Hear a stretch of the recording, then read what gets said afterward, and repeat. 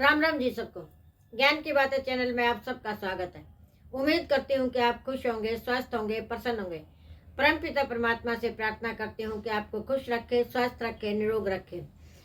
कि जैसा कि आप जानते हैं कि शिव पुराण शुरू किया हुआ है, उसका आज हम 39वां अध्याय पढ़ेंगे।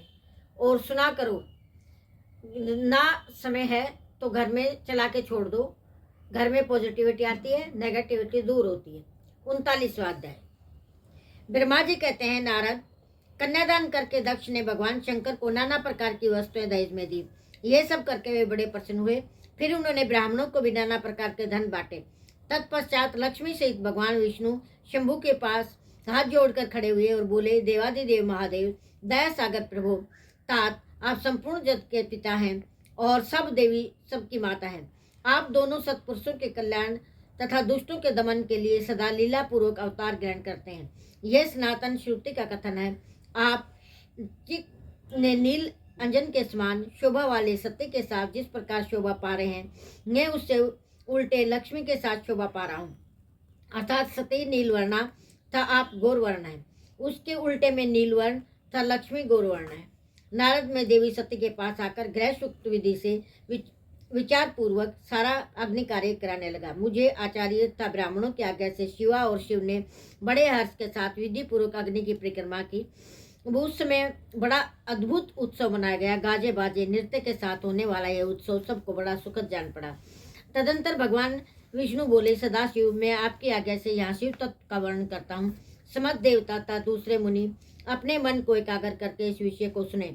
भगवान, आप प्रधान अप्रधान, आपने अनेक भाग हैं, फिर भी आप भाग रहित हैं। ज्योतिर्मय स्वरूप आप परमेश्वर के तीनों देवता अंश हैं। आप कौन है, मैं कौन हूँ, ब्रह्मा कौन है। आप परमात्मा के तीन अंश हैं जो सृष्टि पालन और संहार करने के कारण एक दूसरे से भिन्न प्रतीत होते हैं। आप अपने स्वरूप का चिंतन कीजिए। आपने स्वयं ही लीला पूर्वक शरीर धारण किया।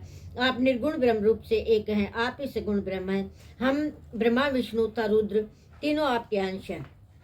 जैसे एक ही शरीर के भिन्न भिन्न अवयव मस्तक, ग्रीवा आदि नाम धारण करते हैं, उस शरीर से भिन्न नहीं है।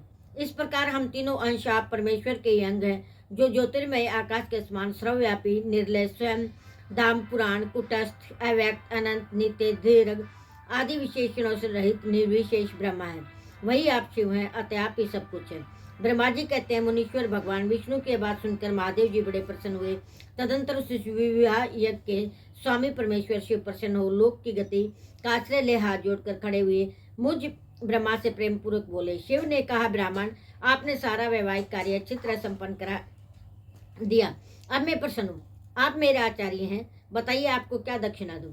सुरश्रेष्ठ, आप उस दक्षिणा को मांगिए। महाभाग, यदि यह अत्यंत दुर्लभ भी होगी तो शीघ्र कहिए, मुझे आपके लिए कुछ भी अदय नहीं है। मुने भगवान शंकर का वचन सुनकर मैं हाथ जोड़कर विनिश्चित से उन्हें बार बार प्रणाम करने लगा। देवेश, यदि आप प्रसन्न हो, महेश्वर, यदि मैं वर पाने के योग्य हूँ तो प्रसन्नता पूर्वक जो बात कहता हूँ उसे आप पूर्ण कीजिए। महादेव, आप इसी रूप में इसी वेदी पर सदा विराजमान रहे, जिससे आपके दर्शन से मनुष्यों के पाप धुल जाएं। चंद्रशेखर, आपका सानिध्य होने से मैं इस वेदी के समीप आश्रम बनाकर तपस्या करूं, यह मेरी अभिलाषा है। चैत्र के शुक्ल पक्ष की त्रयोदशी को पूर्व फाल्गुनी नक्षत्र में रविवार के दिन इस भूतल पर जो मनुष्य भक्ति भाव से आपका दर्शन करे, उसके सारे पाप तत्काल नष्ट हो जाए, विपुल पुण्य की वृद्धि हो और समस्त रोगों का स्रोता नाश हो जाए। जो नारी दुर्भगा, वंध्या, कानी, रूपहीना है, वह आपके दर्शन मात्र से अवश्य निर्दोष हो जाए। मेरी यह बात उनकी आत्मा को सुख देने वाली थी। इसे सुनकर भगवान शिव ने प्रसन्नचित्त से कहा, विधाता, ऐसे ही होगा। मैं तुम्हारे कहने से संपूर्ण जगत के हित के लिए अपनी पत्नी सहित सती के साथ इस वेदी पर सुस्थिर भाव से स्थित रहूंगा। ऐसा कहकर पत्नी सहित भगवान शिव अपनी अंश रूपिणी मूर्ति को प्रकट करके वेदी के मध्य भाग में विराजमान हो गए। तत्पश्चात सौजनों पर स्नेह रखने वाले परमेश्वर शंकर दक्ष विद्यालय अपनी पत्नी के साथ कैलाश जाने को उद्यत हुए। उसमें उत्तम बुद्धि वाले दक्ष ने विनय से मस्तक झुकाकर हाथ जोड़कर भगवान विश्वध्वज की प्रेम पूर्वक स्तुति की। श्री विष्णु आदि समेत देवताओं, मुनियों, शिव गणों ने नमस्कार पूर्वक नाना प्रकार की स्तुति करके बड़े आनंद से जय जयकार किया। तदंतर दक्ष की आज्ञा से भगवान शिव ने प्रसन्नता पूर्वक सती को वृषभ की पीठ पर बैठाया और स्वयं भी उस पर आरूढ़ हो प्रभु हिमालय पर्वत की ओर चले। भगवान शंकर के समीप वृषभ पर बैठी सुंदर दांत और मनोहर हास वाली सती अपने नील श्याम वर्ण के कारण चंद्रमा में नीली रेखा के समान शोभा पा रही थी।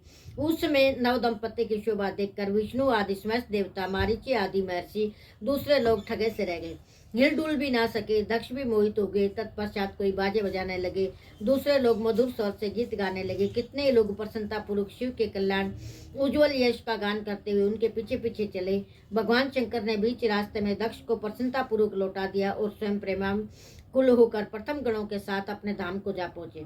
यद्यपि भगवान शिव ने विष्णु आदि देवताओं को विदा कर दिया, तो वे बड़े प्रसन्नता और भक्ति से पुनः उनके साथ हो लिए। उन सब देवताओं, प्रथम गणों और अपनी पत्नी सती के साथ हर्ष भरे शंभु हिमालय पर्वत से शोभित अपने कैलाश धाम में जा पहुंचे। वहां जाकर उन्होंने देवताओं, मुनियों तथा दूसरे लोगों का आदर सम्मान करके प्रसन्नता पूर्वक विदा किया। शंभु की आज्ञा ले विष्णु आदि सब देवता तथा मुनि नमस्कार और स्तुति करके मुख पर प्रसन्नता की छाप लिए अपने अपने धाम को चले गए। सदाशिव का चिंतन करने वाले भगवान शिव भी अत्यंत आनंदित हो हिमालय के शिखर पर रहकर अपनी पत्नी दक्ष कन्या सत्य के साथ विहार करने लगे।